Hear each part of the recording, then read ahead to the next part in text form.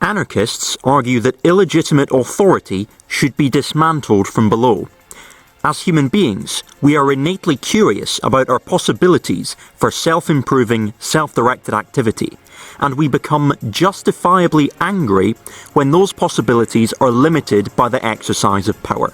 Our curiosity towards freedom and our anger towards injustice can be channeled into anarchist practice. Anarchist practice is about taking actions to destroy hierarchy and to create horizontality in its place, evaluating the effectiveness of these actions and using that evaluation to guide further actions. In this video, I want to talk about some of these actions of destruction and creation that I think are effective. Prefiguration and anarchist organisations. Prefiguration can be summed up in the slogan, "Building the new society in the shell of the old." Anarchism cannot exist if we do not organise ourselves in an anarchist manner, and so we must create the social relations of liberty, equality and solidarity, free cooperation between equals that will characterise an anarchist society in the present world as it is. That is prefiguration. Anarchists want to build a socialist society based on common ownership of the means of production, workers' self-management and direct democracy. That means we need to create working-class organisations that are self-managed and directly democratic, and these organisations need to struggle against capitalism and the state. An example of such working-class self-organisation is anarcho-syndicalist unions. Anarcho-syndicalist unions are labour unions organised in an anarchist manner. They have two major functions, which are, in the short term, to struggle for better pay, shorter hours and other benefits while capitalism still exists, and in the long term, to seize the means of production with a general strike and form the democratic organs of a libertarian socialist economy. Examples of syndicalist unions include the Industrial Workers of the World, which is somewhat anarchist in its character, and the Confederación Nacional del Trabajo, or CNT, which played a significant role in the Spanish Revolution. As well as syndicalist unions, many anarchists also advocate for the creation of specific anarchist federations, which also have a direct democratic structure. Two kinds of anarchist federations are synthesis federations and platformist federations. Synthesis federations are organisations which attempt to bring together anarchists of different stripes: mutualists, collectivists, communists, syndicalists and individualists, not anarcho-capitalists, all under a big tent approach. Platformist federations are more tightly organised, based on ideological and tactical unity, collective responsibility and federalism. Ideological and tactical unity means the members all have a shared, common set of ideas and goals, as well as common methods, such that we don't contradict ourselves in our thought and action. Collective responsibility means that individual members are responsible for the political activities of the federation, and the federation as a whole is responsible for the political activities of the individuals. Federalism refers to the organisation of the platform by means of horizontality and free agreement. Organisational dualism is an anarchist perspective which argues for specific anarchist organisations, like platformist federations, to work alongside mass organisations like syndicalist unions to facilitate the conditions for working class self-emancipation. Personally, I think that's a strong position. Although I have some caveats about collective responsibility, namely that it can be appropriate for individuals to act in a personal capacity, platformism and syndicalism, roughly speaking, are what I think anarchists should be doing. That's not to say that networks of small, self-managed affinity groups aren't also valuable. These forms of organisation stem from our natural human ways of relating to one another, groups of friends. However, a mass social movement to dismantle capitalism and the state and take over the running of an advanced industrial society requires mass organisation. Direct action and the culture of resistance. A key role of anarchist organisations is to take direct action. Direct action is action taken by oppressed people to disrupt or dismantle oppressive systems without the interference of authority figures and bureaucrats. Referring back to the principle of prefiguration, we hold that horizontal structures are the legitimate basis of action, not whatever the authorities will allow. We cannot allow authorities to set parameters around our resistance, because those parameters reflect their interests and exclude the actions necessary to dismantle them. These are the key reasons for taking direct action. With escalating campaigns of direct action, we can force bosses to meet our material demands. This can include things as small as a demand delivery, where we produce a letter demanding that our grievances be resolved and hand over the letter to the employer with a visible show of collective support. It can also include a communications blockade, where we hammer the bosses with complaints over the phone, social media, emails and so on, all in the same time period. Further up the scale are strikes and pickets, where we refuse to work and form a line outside of the shop to stop people from entering. We can also occupy the workplace and stop management from entering, which they know is just a step below expropriating them and running things ourselves. Seizing the means of production requires direct action on a mass scale, in particular a general strike, where all of the workers across all industries refuse to work. Our labour is the source of their profits, so if we stop working, they stop profiting. With our collective strength, we can shut down the basis of the capitalist system. Although direct action is the reason we won the 8-hour day, minimum wage laws and health and safety regulations, it isn't just about economic struggle. For example, sit-ins and riots played a significant role in the black civil rights movement in the US, fighting racial segregation. They won. In 1965, 150 gender non-conforming people occupied Dewey's coffee shop to fight discriminatory denials of service to LGBT people. They won. In 1977, disabled people took part in the 504 sit-in, occupying federal buildings, forcing Joseph Califano to sign federal civil rights protections for disabled people. They won. These historic victories are examples of how, when we act for ourselves instead of submitting to the authority of bosses and politicians, we win. Just recently, a Swedish woman stood up on a plane to prevent the deportation of an Afghan refugee to almost certain death. This kind of civil disobedience, organised on a large scale, would be an excellent way of resisting border controls and the Trump regime. By participating in direct action and anarchist modes of organisation, people become transformed by revolutionary activity and learn the skills of self-organisation that are needed for the future society. A culture of resistance is about developing that transformation and therefore militant anti-authoritarianism on a mass scale. We want anarchist ideas and practices to proliferate among our class and all oppressed groups. Anarchist organisations need to produce outreach material which shows people what we do, what we're for and against, and why. This material needs to present anarchist ideas and methods in a manner which is both informative and highly accessible to the public. Oppression is an urgent matter, and we cannot waste our time with academic masturbation, producing material written for the sake of sounding smart that nobody outside of a small clique is going to understand. Likewise, we should also reject anti-intellectualism, or the notion that working class people are somehow too stupid to take an interest in theory. Both of these tendencies are destructive, and they present a barrier to bringing solid anarchist politics to the masses. In our outreach material, we also need to record when our actions succeed and fail and why, so that we can apply what we've learned. Sometimes it's necessary to organise independently as people who are oppressed according to gender, sexuality, race, ability and so on, without the interference of groups that are at an advantage. This follows from basic anarchist ideas of autonomy. Oppressed people are strengthened when we can share common experiences and use that to guide our actions. In anarchist organisations, there ought to be specific caucuses for these groups.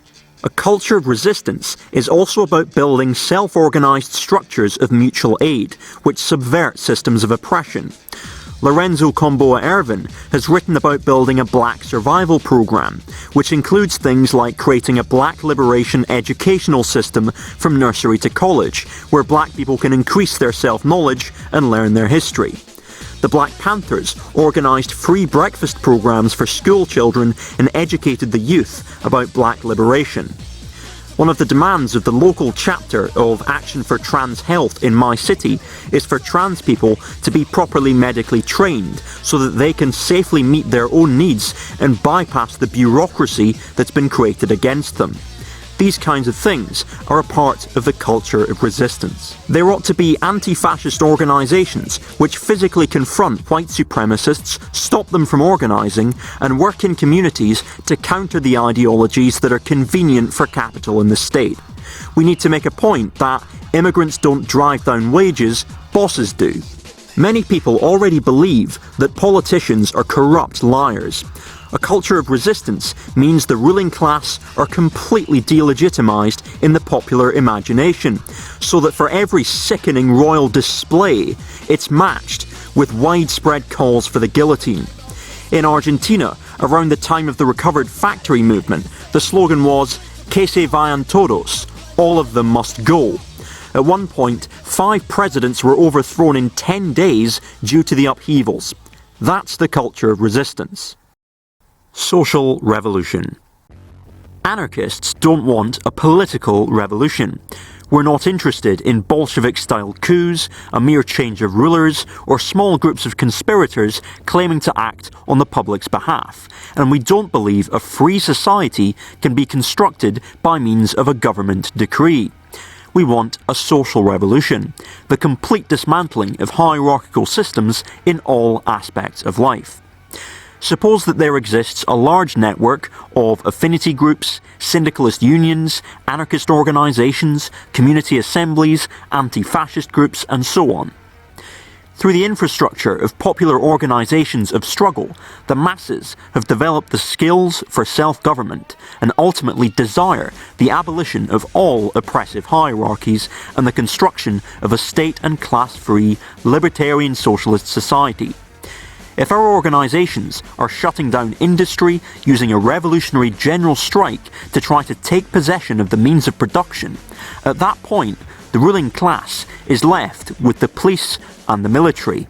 That's the biggest barrier to an anarchist society.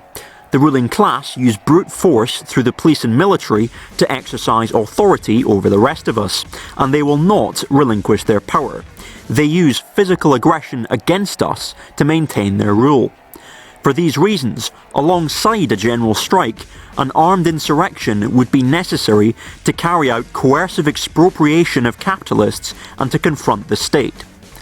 Anarchists generally hold that this is justified on the grounds that we are defending ourselves against a system which is fundamentally violent towards us. As I've said before, we need horizontal federations of workers' militias to defend ourselves against reaction. Things like Makhno's Black Army that existed in Ukraine, or the Durruti column in Spain. There are a number of things to bear in mind when thinking about the possibility of conflict with the state. The first is that many people join the state military to get access to certain benefits like education. We can circumvent that over time by meeting people's needs through the infrastructure of popular organisations. This infrastructure should also aim to completely delegitimise the propaganda that joining the ruling class's military is fighting for freedom and democracy. These factors would make it more difficult for the state to hoover people up from the domestic population as resistance to the capitalist system grows. So we can shrink their military. Secondly, the conditions that would be created up to and during a revolutionary situation would increase the likelihood of mutinies and defection. So for those who do join their military, having been told a story that they are protecting the domestic population from invaders, only to then receive instructions to fire on that population, a proportion of that group may well defect and refuse to fight. So there'd be a fair chance of mutiny on their part. Thirdly and finally, popular militias would massively outnumber the remaining police and military that they would have, and they could be defeated with a guerrilla campaign. States do whatever they can to keep popular movements broken up, small and divided, because the armed and organised masses are too great a threat for them to contain. Having carried out coercive expropriation and overthrown the state, the infrastructure of popular organisations would become the new means of organising industry and the society, and we would have libertarian socialism. Internationalism. Our aim should not merely be to create anarchism in some small pocket of the world. In those situations, surrounding powers will do what they can to economically strangle and violently crush it, like they did in Spain and Ukraine. Capitalism is a global system, and it will take a global effort to dismantle it. For these reasons, the libertarian socialist movement needs to be international in its scope. Anarchist organisations need to affiliate into an international confederation, which some have done. The International of Anarchist Federations has member organisations in Europe, Argentina, Mexico and Chile, and it keeps close contact with the anarcho-syndicalist International Workers Association, which has member organisations in Europe, Australia, the United States and Brazil. These kinds of organisations should be a means of coordinating revolutionary activity on an international scale. Should there be an anarchist social revolution in a given area, I think the international response should be one of providing mutual aid to the revolution and also using the threat of a good example to catalyse revolutionary activity in other areas across the globe. What we want is a situation where revolutions are snowballing from country to country. The formal abolition of chattel slavery and the end of feudalism shows how systems that are international in their scope can be overturned. There's no reason to believe that capitalism is somehow an exception or that it's going to last forever. Concluding thoughts. To sum up, prefiguration, anarchist organisations, direct action, social revolution and internationalism are an interconnected web of strategies and tactics that we can use to bring anarchism to the world in which we presently live. If we want an anarchist society, these are the practices which, in my opinion, are the most effective to bring that about. I've not said anything about lifestyleism, propaganda of the deed, illegalism or insurrectionary anarchism, which I don't view as effective strategies. Some anarchists will disagree with me on that, or indeed on the other points I've raised. This is just a positive case for the strategies that I think are effective. The best case scenario is that enough people participate in these actions and organise together, seeing an end to global capitalism and ushering in the construction of a non-hierarchical society. The worst case scenario is that not enough people participate in these actions, and global capitalism unfolds into humanitarian catastrophe on a scale that we can't recover from. We're not going to know if that's transpired until it's too late, so we might as well act now to increase the chances of the best case scenario. And if the worst comes to the worst, we will at least have the consolation of saying that we tried our best. Pessimism of the intellect, optimism of the will. To quote Buenaventura Durruti, we are not in the least afraid of ruins. We are going to inherit the earth. There is not the slightest doubt about that. The capitalist class might blast and ruin its own world before it leaves the stage of history. We carry a new world here in our hearts, and that world is growing in this minute.